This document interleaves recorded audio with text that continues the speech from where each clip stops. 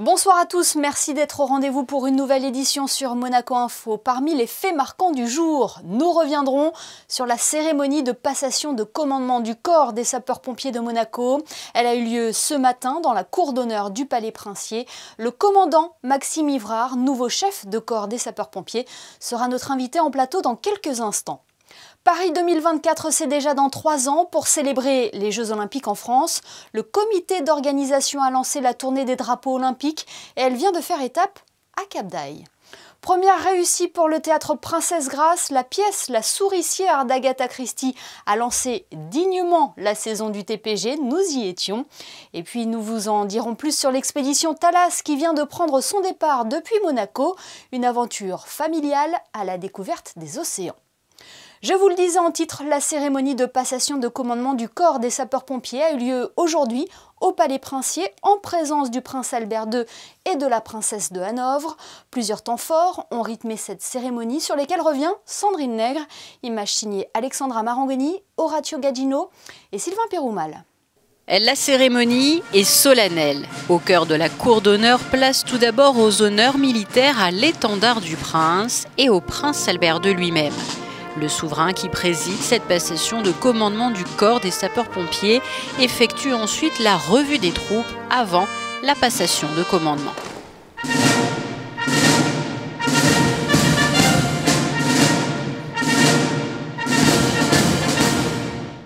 Le colonel Norbert Facio remet son épée et se dirige vers le fanion du corps qu'il décroche, fanion qui est présenté à son Altesse Sérénissime, le prince Albert II. Le commandant Maxime Ivrard se positionne devant le souverain avant de saisir ce fanion. Il est le nouveau chef de corps des sapeurs-pompiers. Le colonel Norbert Facio prend sa retraite après 38 ans de service. Écoutez, la passation de commandement, c'est toujours quelque chose de très important, d'émouvant, mais surtout de très important, parce que c'est le moment évidemment de passer le fanion de la compagnie, de l'unité au successeur. C'est aussi la transmission des valeurs militaires et morales du corps des sapeurs-pompiers de Monaco, mais c'est aussi la passation de l'histoire. Des valeurs en lien direct avec la devise du corps des sapeurs-pompiers de Monaco, courage, dévouement et sacrifice. Et le nouveau chef de corps des sapeurs-pompiers de Monaco est avec nous en plateau. Bonsoir Maxime Ivrard. Bonsoir. Comment avez-vous vécu cette cérémonie au sein de la cour d'honneur du Palais Princier? J'imagine avec beaucoup de fierté et d'émotion. C'était beaucoup d'émotion, beaucoup de fierté de se retrouver dans ce lieu, je dirais, mythique qu'est la cour d'honneur du Palais, avec le prince, la princesse Caroline, toutes les autorités monégasques, ma famille, mes amis. Donc c'était un grand moment pour moi, c'était très solennel. Est-ce que l'on peut revenir sur votre carrière? Comment vous êtes arrivé jusqu'ici en principauté? Vous avez débuté dans la marine, c'est ça? Alors j'ai même débuté un petit peu avant dans le métier de sapeur-pompier, puisque mon papa était sapeur-pompier volontaire, donc moi j'ai intégré aussi à 16 ans le corps des sapeurs-pompiers.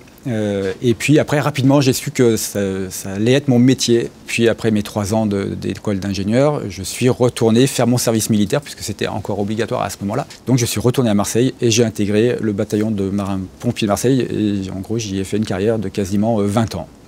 Vos différentes missions vous ont amené aussi sur le Charles de Gaulle. J'ai postulé pour effectivement partir sur le porte-avions pour découvrir une nouvelle aventure. Et on m'a confié la responsabilité du service sécurité du porte-avions Charles de Gaulle. Et j'ai servi 2 ans à bord de ce bâtiment. Et après, j'ai été affecté, alors là, une partie opérationnelle, une partie état-major. Et là, j'ai été affecté au ministère de l'Intérieur en France. Donc je suis parti à Paris, au sein de la Direction générale de la sécurité civile et de la gestion des crises. Où vous avez collaboré notamment sur les attentats de l'Hypercacher, de Charlie Hebdo. Effectivement, j'ai pu apprendre la gestion de crises de haute intensité je dirais, au niveau central d'un État. Alors qu'est-ce qui vous a amené ensuite à Monaco en 2015, c'est ça? Le chef de corps du moment, le colonel Varro, cherchait effectivement à renforcer son état-major. Donc il cherchait des profils un petit peu atypiques au sens de la polyvalence des missions et des compétences. J'ai sauté sur l'occasion et j'ai dit oui. Et puis après, il y a le processus de recrutement qui s'est mis en place. Et maintenant que vous êtes à la tête du corps des sapeurs-pompiers de Monaco, quels sont vos objectifs? Qu'est-ce que vous avez envie de développer? Alors les objectifs, je dirais, c'est de toujours garder le niveau d'excellence. Donc là, l'objectif, c'est de s'entraîner, de garder le niveau de performance élevé, de continuer à progresser. Et puis, je dirais, c'est le côté aussi transition numérique, puisqu'en fait, pour être bon, il faut qu'on intègre toutes ces nouvelles technologies. Elles nous servent à gagner du temps, des secondes, c'est pas grand-chose, mais c'est beaucoup au final. Elles nous servent aussi à fiabiliser le processus décisionnel dans l'envoi des camions. Ces nouvelles technologies nous servent aussi pour la sécurité de nos personnels. Et à la rigueur, je fais souvent une comparaison entre ce que j'ai connu sur le porte-avions et Monaco. En fait, Monaco, c'est un gros porte-avions parce que tout est rassemblé dessus. Vous avez sur un tout petit territoire tout d'un grand pays. Et donc, il faut que ça cohabite tout ça. Quand vous avez un grand espace, vous pouvez séparer les risques, vous pouvez les éloigner pour éviter qu'il y en ait un qui interagisse sur l'autre. Là, non. Là, c'est tout dans une boîte, comme le porte-avions. Il y en a autant dans le sous-sol qu'on ne voit pas que sur la partie aérienne.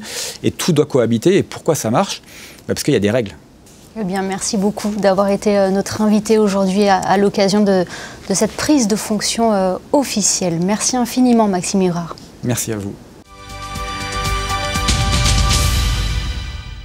Il y a 4 ans, l'Institut monégasque de la statistique et des études économiques publiait une enquête sur la consommation notamment de tabac, d'alcool et de cannabis chez les jeunes de 16 ans, des produits que l'on appelle psychoactifs. L'INSEE a tenu à approfondir cette enquête réalisée en 2019. Elle vient de présenter un rapport complémentaire qui permet de comparer les résultats collectés en principauté aux autres pays européens. Je vous propose d'écouter à ce sujet la directrice de l'INSEE, Sophie Vincent. Sur l'ensemble de la population lycéenne européenne, on a des baisses dans les indicateurs de consommation, que ce soit avec substance, surtout avec substance.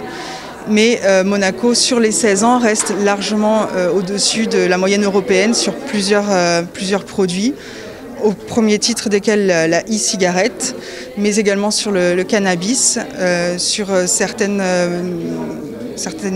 usages de l'alcool, et sur les paris sportifs d'argent. Le but de l'INSEE pour cette enquête et ses résultats, comme pour toutes les autres études menées par l'INSEE, c'est de pouvoir donner des éléments concrets et factuels, chiffrés, au pouvoir public et aux services concernés pour les aider dans leurs actions et dans la mise en place d'actions de prévention. Ce qu'il fallait également retenir de l'actualité aujourd'hui, c'est avec vous Yannick de Bever. Bonsoir Yannick.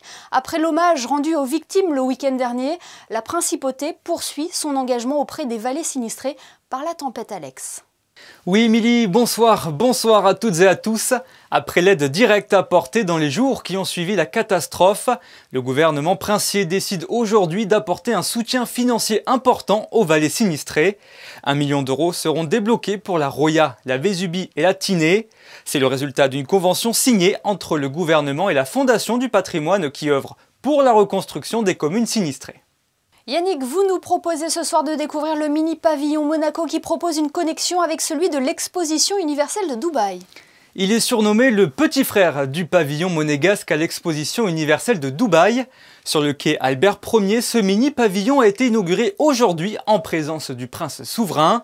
L'objectif est d'immerger les monégasques à Dubaï, au cœur de l'expo universelle pour voir ce qui s'y passe.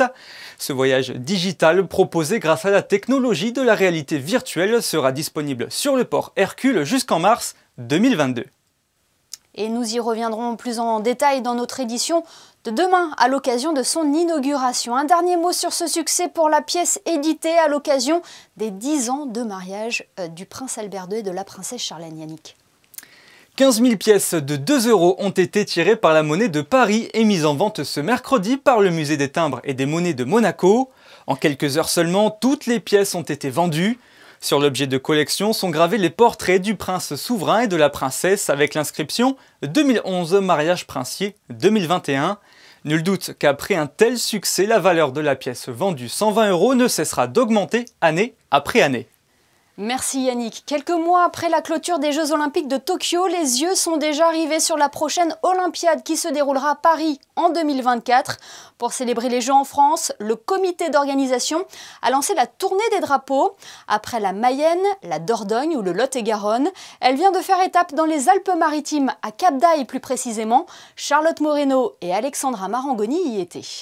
Les drapeaux olympiques, paralympiques et Paris 2024 ont fait une entrée triomphale accueillie par les élèves du groupe scolaire André Malraux et par un grand nombre d'officiels de la région. C'est tout un symbole autour des valeurs de l'olympisme que deux champions, Fanny Horta et Samir Aïd Saïd, sont venus partager. C'est très important pour moi et ça me tient énormément à cœur d'échanger avec la jeune génération. C'est la valeur montante. La notion de partage est vraiment très importante et voilà, c'est bien pour eux d'avoir ces champions. C'était un petit peu ce qui nous tardait après qu'on ait été médaillés, c'est vraiment de pouvoir échanger, parce que c'est ça en fait le sport aussi, c'est de pouvoir vivre des émotions mais aussi les faire partager. Historiquement, ces étendards restent dans la ville haute jusqu'au début des Jeux. Cette fois-ci, le comité olympique de Paris 2024 a souhaité partager l'engouement olympique. C'est un souhait délocaliser ces Jeux. Ces Jeux, ça arrive une fois tous les 100 ans. Donc on veut que ça soit les Jeux effectivement de toute la France et pas uniquement les Jeux de Paris. Et on parcourt toute la France, on a 40 dates et on est à peu près à la moitié de notre parcours aujourd'hui. Cap d'Aille, labellisé Terre de Jeux 2024, s'engage pour les prochains JO. La ville a également été retenue comme centre de préparation pour les Jeux dans la discipline basket 3-3.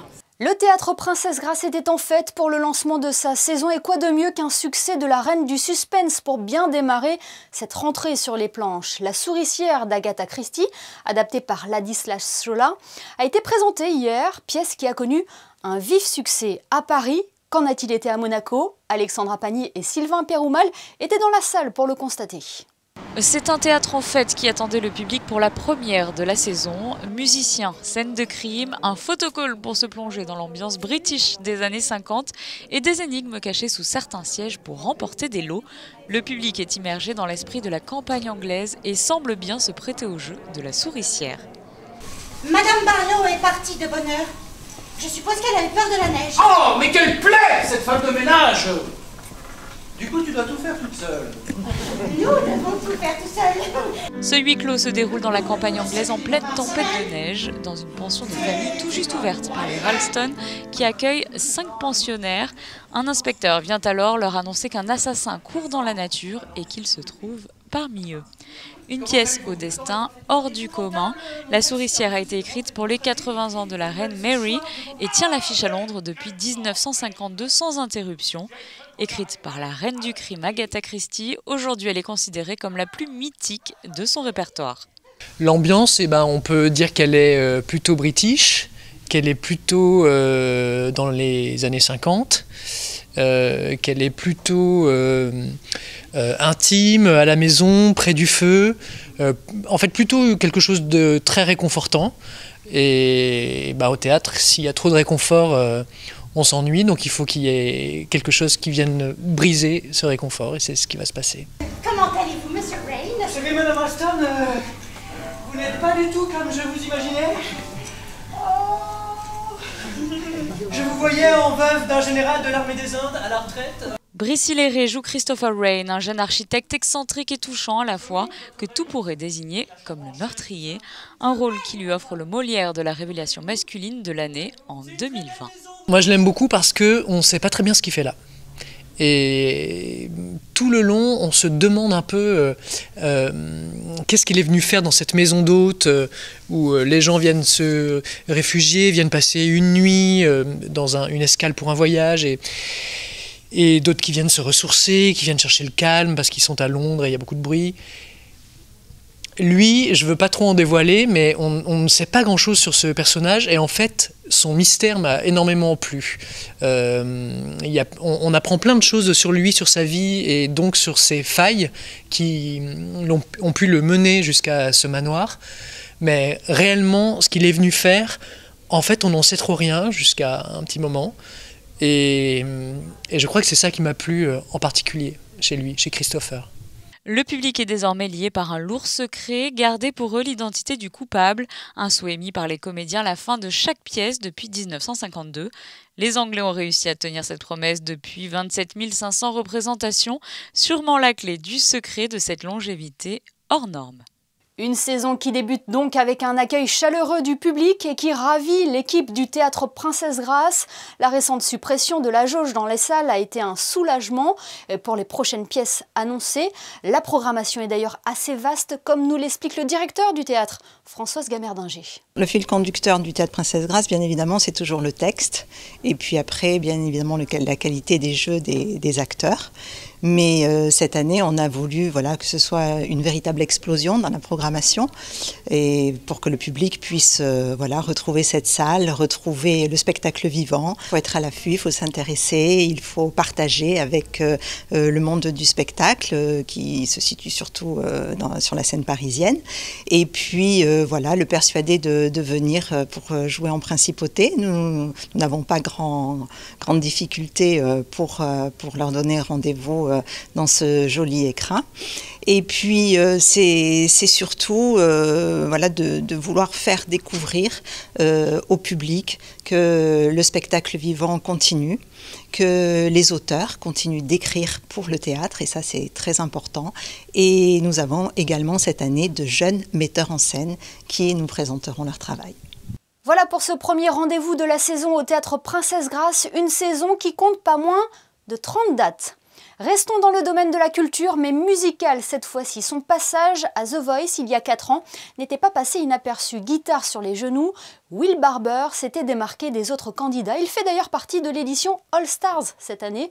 Will Barber était au Grimaldi Forum pour les Thursday Live Sessions. Il s'est confié au micro de Fabien Bonilla sur son aventure sur TF1, mais pas seulement, écoutez. Ça a apporté beaucoup de choses. On se retrouve dans la rue, à jouer au chapeau, ou dans les petits bars, dans les petits restaurants comme ça, et on fait une émission comme ça, qui est The Voice. On passe un samedi, le dimanche c'est fini, quoi.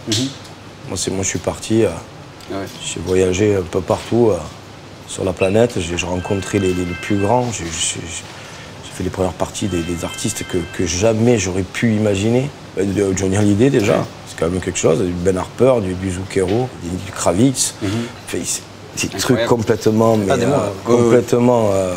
on ne sait même pas ce qu'on fait là, quelque part. Et vous avez une belle histoire avec Roger Waters aussi, par rapport à la reprise que vous avez fait dans The Voice. Oui, c'est ça. C'est quelque chose de fou de recevoir un mail de sa part pour me féliciter de ce titre-là qu'il a entendu un jour. Je ne sais pas où il a dû l'entendre, peut-être sur YouTube ou quelqu'un l'y a fait passer, ça je ne sais pas. 130 millions de vues quand même. Hein. Ouais, c'est ça. C'est peut-être pour ça. C'est fou ça quand même, cette histoire. Et sachez que cet entretien est extrait de l'émission Backstage, votre rendez-vous musical sur Monaco Info.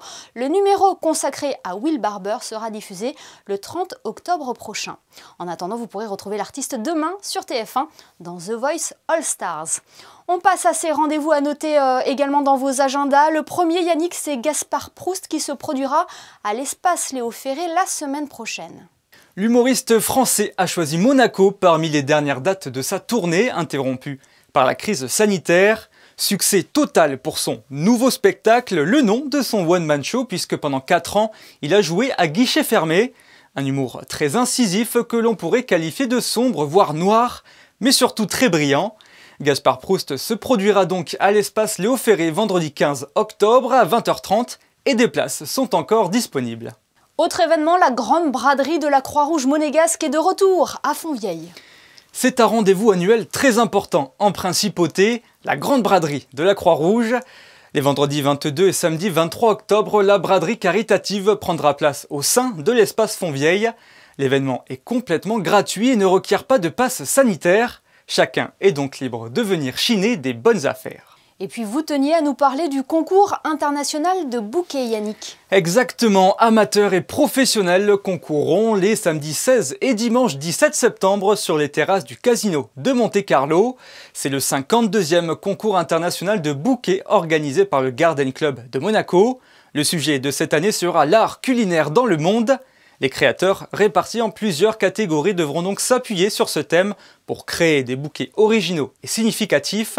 Parmi les catégories, vous pourrez trouver street food et fleurs, cuisine sous les tropiques, dîner de chasse aux chandelles ou encore les plats signatures des grands chefs. Ça donne envie. Merci Yannick, on vous retrouve dans quelques instants pour les prévisions météo. Mais intéressons-nous à cette belle aventure familiale. Un passionné des océans et sa femme, accompagnés de leurs 2 petites filles, viennent de prendre la mer pour une expédition d'une 40aine de jours. Christinda Thomel vous en dit plus sur leur périple dans ce reportage. Il aura fallu plus de 2 années pour mettre en place cette jolie initiative familiale, mais surtout cette expédition technique, scientifique et pédagogique. Une expédition qui va permettre à Thalas et son équipage de partir à la rencontre des héros de l'océan. En présence de nombreux officiels et amis de la famille, le départ s'est effectué ce matin du quai Antoine Ier, direction Bonifacio, mais en faisant escale dans de nombreux ports de la Méditerranée. L'objectif, c'est d'aller rencontrer 5 acteurs de la préservation ou de la connaissance de l'océan, de la Méditerranée, d'aller rencontrer 5 écoles d'ingénieurs partenaires et d'intervenir dans 5 écoles primaires pour sensibiliser les enfants d'une part à ce que nous allons découvrir pendant cette expédition et en même temps les inciter à nous suivre et à rejoindre le programme de Thalas sur plusieurs années. Mais on voudrait montrer les problèmes sous un angle un peu plus porteur d'espoir avec ceux qui y apportent des solutions. Au bout d'un périple de 45 jours, Thalas quittera la Corse pour mettre le cap sur Perpignan et rejoindre la Principauté. Avec cette première expédition, l'objectif de Thalas, mettre en avant les problématiques liées au monde marin et trouver des solutions. Après cette première étape, le catamaran mettra les voiles pour 6 mois pour explorer le reste de la Méditerranée, pour ensuite partir en 2023, sillonner les océans en parcourant le monde pendant 5 ans. Alors si vous souhaitez suivre les aventures de Thalas, une application gratuite est à télécharger sur vos smartphones. Son nom, Thalas tout simplement, ou alors en vous connectant sur les différents réseaux sociaux. Et nous suivrons l'arrivée de Thalas dans les eaux monégasques dans une 40aine de jours. Donc, avant de nous quitter, Yannick, pouvez-vous nous faire un point sur la météo de demain? Bien sûr, demain, bis repetita dans le ciel monégasque. Comme aujourd'hui, il fera nuageux tout au long de la journée. Les températures seront en légère baisse avec une minimale à 15 degrés le matin et une maximale qui ne dépassera pas 19 degrés. Le soleil se lèvera à 7h35 et se couchera à 19h pile. Et ce samedi 9 octobre, nous fêterons la Saint-Denis. Merci Yannick et merci à vous de nous être fidèles chaque soir sur Monaco Info. Je vous rappelle la principale information du jour, la passation de commandement du corps des sapeurs-pompiers qui a eu lieu ce matin au Palais Princier. Retrouvez d'ailleurs l'intégralité de cette cérémonie à l'issue de ce journal. Et comme le veut la tradition, on se quitte en images avec les derniers préparatifs du mini pavillon de Monaco, un lieu qui va nous permettre d'être en relation avec celui de l'exposition universelle de Dubaï. Il vient de prendre ses quartiers sur le port Hercule et sera ouvert à tous à partir de demain. Photo signée ce soir, Michael Alési. C'est une excellente soirée sur Monaco Info. À demain.